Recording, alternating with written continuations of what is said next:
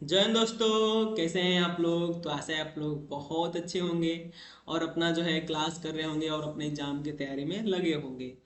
देखिए, तो हम लोग जो है कर रहे हैं इकोनॉमिक्स की क्लास। तो इकोनॉमिक्स में आज हम लोग शुरू करेंगे कृषि के बारे में। ठीक है, कृषि के बारे में क्या दिया गया है उन बातों को देखेंगे और उसको समझने की कोशिश करेंगे। ठीक है,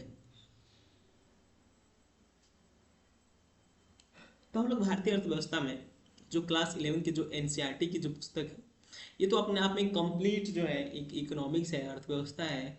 इसके बाहर आपको ज़्यादा भटकने की आवश्यकता नहीं होगी, थोड़ा बहुत देखना होगा। मैं बता दूंगा कि इसको जो है क्या क्या आपको देखना है। बाकी कोई डाउट हो तो आप अपना जो है पूछ सकते हैं। ठीक है, और अपना जो है अपने फ्रेंड दोस्तों के यहाँ जरूर ये सी वीडियो शेयर करेंगे। और अगर आप इस चैनल पर नए हो तो आप प्लीज़ सब्सक्राइब करिए और अपना जो है बेल आइकन का जो बटन जो दिया गया है उसे आप जरूर दबाएं। ठीक है, तो हम लोग चलते हैं अपने क्लास में। तो थोड़ा सा क्लास का शेड्यूल आप क्लास का शेड्यूल मैंने पिछले क्लास में आपको बताया है, आप जाकर वहाँ देख सकते हैं। हम लोग टाइम वेस्ट ना करते हुए चलते हैं आज के मेन टॉपिक पर। थोड़ा समझा देता हूँ। देखिए, क्या पढ़ रहे हैं हम लोग, भारतीय अर्थव्यवस्था। अर्थव्यवस्था हम लोगों को तीन पार्ट में समझना होता है। ठीक है ना, तीन पार्ट में समझना होता है जो अर्थव्यवस्था है। पहला अर्थव्यवस्था में क्या होता है कि हम लोग को पहले जो है आज़ादी की जो पहले की कहानी है वो हम लोग को समझनी होती है। तो इसके पहले वाला जो चैप्टर रहा है वो हम लोग समझ चुके हैं कि भारत में जो है आज़ादी के पहले, जब आज़ाद कब हुआ, 1950 में। हाँ जानते हैं 1947 में हुआ, लेकिन आप 1950 मानिए कि 1950 में क्या होता है। तो 1950 में जो है हम लोगों का जो है जो सॉरी जो 1950 में हम लोग जो है क्या होते हैं, तो आज़ाद होते हैं। ठीक है, क्योंकि हम लोग आज़ाद क्यों कर रहे हैं, क्योंकि 1950 में हम लोग की नई नई जो है पॉलिसी लगना शुरू होती है और हम लोग का संविधान जो है इसी दिन से लगता है। ठीक है, तो तीन पार्ट में समझना है, एक तो आज़ादी के पहले और क्या पढ़ना है, तो उसमें टाइम पीरियड देख लीजिए। तो 1950 से पहले कितना, 1950 से पहले, और दूसरे पार्ट में हम लोग को देखना है 1950 से लेकर 1990 तक। फिर अब 1990 से जो है टाइम पीरियड, टाइम विभाजन क्यों दिया गया है, क्योंकि इसी समय आया था आर्थिक मंदी हमारे देश में, अकाल वाला सिस्टम। ठीक है, तो 1990 में आता है, फिर इसके बाद जो है परिवर्तन होता है। और फिर 1990 के बाद में 1991 में यहाँ पर एलपीजी लागू होता है हमारे भारत देश में और आज तक चल रहा है। ठीक है, तो हम लोग सारे पॉइंट को देखेंगे। बाकी मैंने आपको बैकग्राउंड बता दिया है। अब देखिए, भारत की जो है पंचवर्षीय योजना के लक्ष्य मैंने आपको कवर करा दिया है। आज हम लोग देखेंगे वर्ष 1950 से 1990 तक विभिन्न क्षेत्र को, जैसे कि कृषि क्षेत्र हो गया, उद्योग क्षेत्र हो गया, उसमें जो है कौन सी नीतियां अपनाई गई थी और उसमें कैसे कैसे विकास हुआ था। जैसे कृषि में क्या देखेंगे हम लोग, तो भू सुधार, जैसे भूमि सुधार क्या हुआ था, उसी में है ना, तो वो देख लेंगे। चलते हम लोग शुरू करते हैं भूमि सुधार को। ठीक है,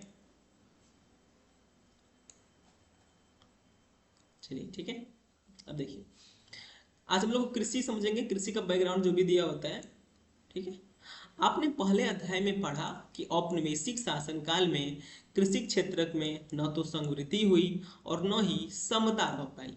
ये क्या बताने की कोशिश कर रहे हैं कि जब हम लोग के देश पर जब विदेशियों का जब राज था, तो मैंने आपको बताया कि कैसे जो है यहाँ पर बहुत सारे कानून लगाकर और किसी भी तरीके से, मतलब परिणाम क्या निकला कि भारत में जो है कृषि सुधार जीरो रहा।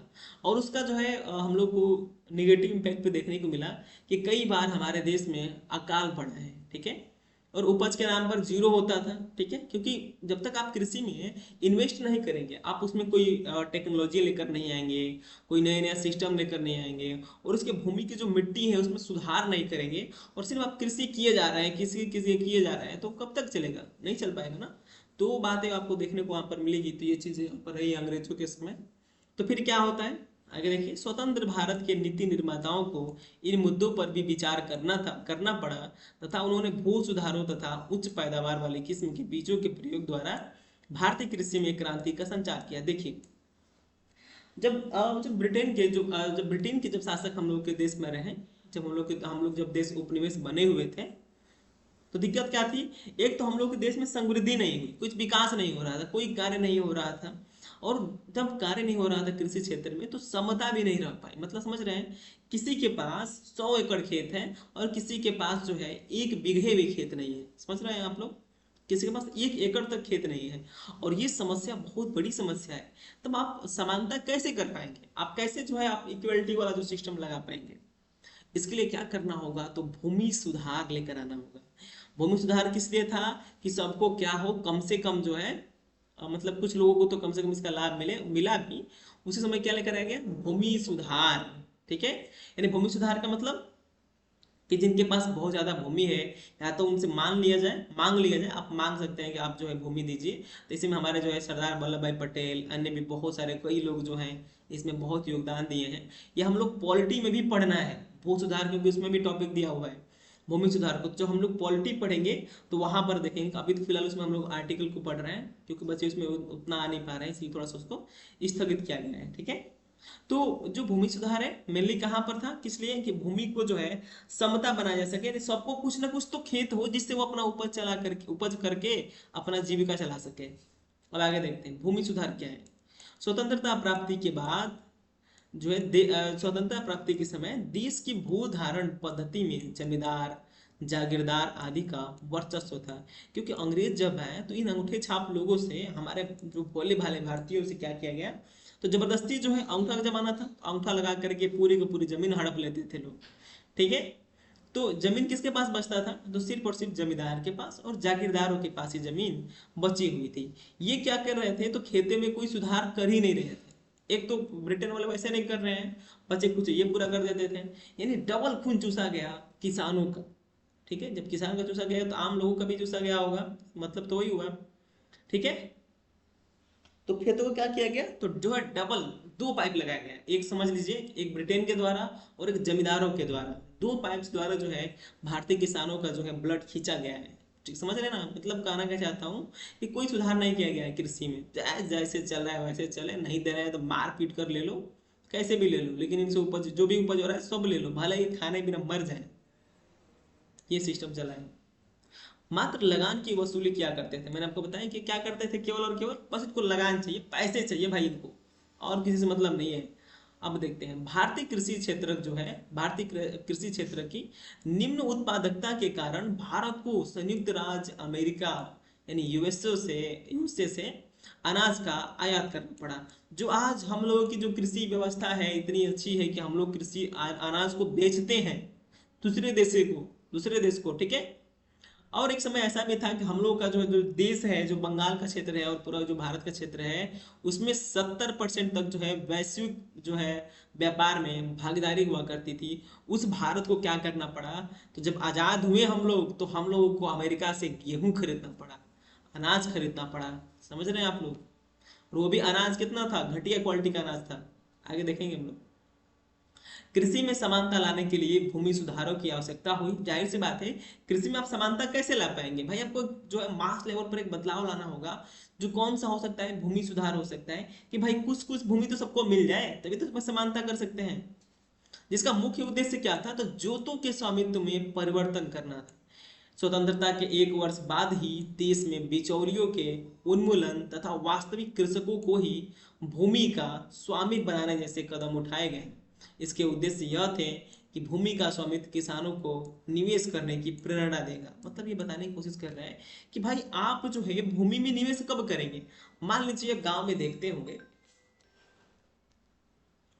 एक सेकंड, थोड़ा सा एक कॉल आ रहा है, 1 मिनट थोड़ा टाइम दीजिएगा।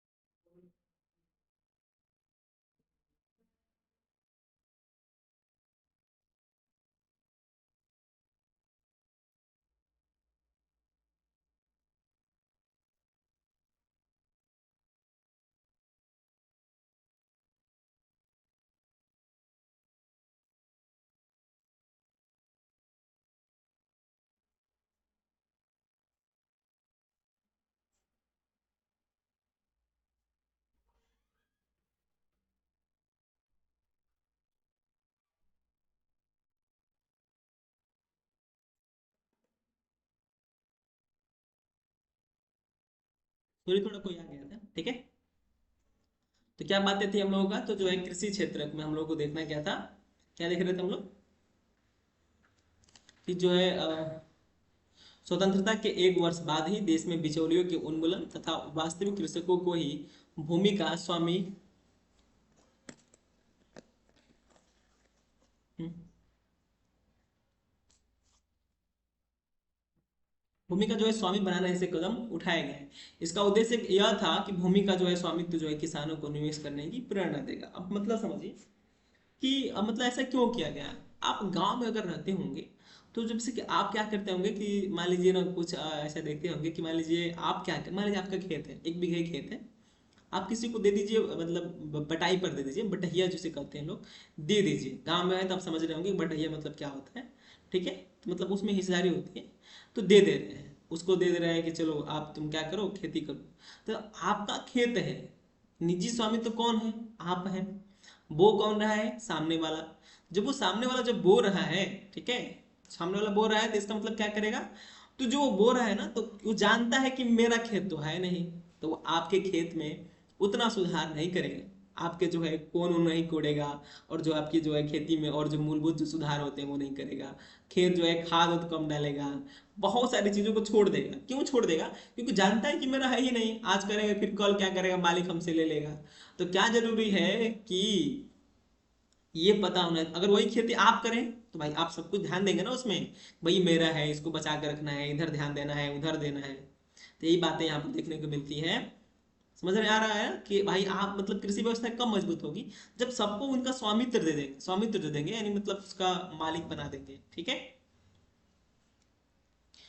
तो जो इसका उद्देश्य क्या मतलब क्या होना था भाई, किसानों क्या किया जाए, तो मालिक बना दिया जाए, क्योंकि मालिक बनेंगे तभी वो क्या कर पाएंगे, अपनी भूमि में जो है वो सुधार कर पाएंगे। और सही, ये भी सही तरीका है, बशर्ते उन्हें पर्याप्त पूंजी उपलब्ध कराई जाए। अब मतलब क्या किया जाए उसको, तो सरकार द्वारा उसको सब्सिडी दी जाए, ठीक है, सरकार द्वारा सब्सिडी दी जाएगी, पूंजी दी जाएगी, खाद जो मिल रहा है उसमें छूट दी जाएगी, खरीदेगा छीटेगा। दरअसल समानता को बढ़ाने के लिए भूमि की अधिकतम सीमा का निर्धारण एक दूसरी नीति थी।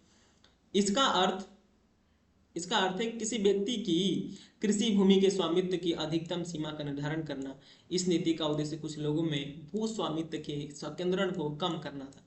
यानी कुछ लोग ऐसे थे ना हमारे उस समय, जब हम लोग का देश जब आजाद हुआ, तो किसी के पास जो है 200-200 एकड़ भूमि है, 500-500 एकड़ भूमि है, और बेचारे किसान के पास भूमिहीन है लोग, कुछ लोग ऐसे भी हैं भूमिहीन है। हालांकि जब सब लोग जन्म लिए हैं इस पृथ्वी पर, सब लोग आज़ादी में भूमिका दिए हैं, क्योंकि वो जो 200 जो एकड़ जो भूमि है वो ईमानदारी से तो उसका है नहीं, है कि नहीं, आप भी समझ रहे होंगे। तो वो क्या है, तो वो लोग जो है लूट पाट करके जो भी अंग्रेजों द्वारा किए हैं, जो आगे निकले हुए पहले से सिस्टम चलता रहा है। तो सरकार का क्या था, एक मतलब मेन था कि चलो कम से कम अधिकतम सीमा का निर्धारण करना था। बिचौलियों के उन्मूलन का नतीजा यह था कि लगभग 200 लाख काश्तकार का सरकार से सीधा संपर्क हो गया, तथा वे जमींदारों के द्वारा दिए गए किए जा रहे शोषण से मुक्त हो गए। भू स्वामित्व से उन्हें उत्पादन में वृद्धि के लिए प्रोत्साहन मिलने लगा।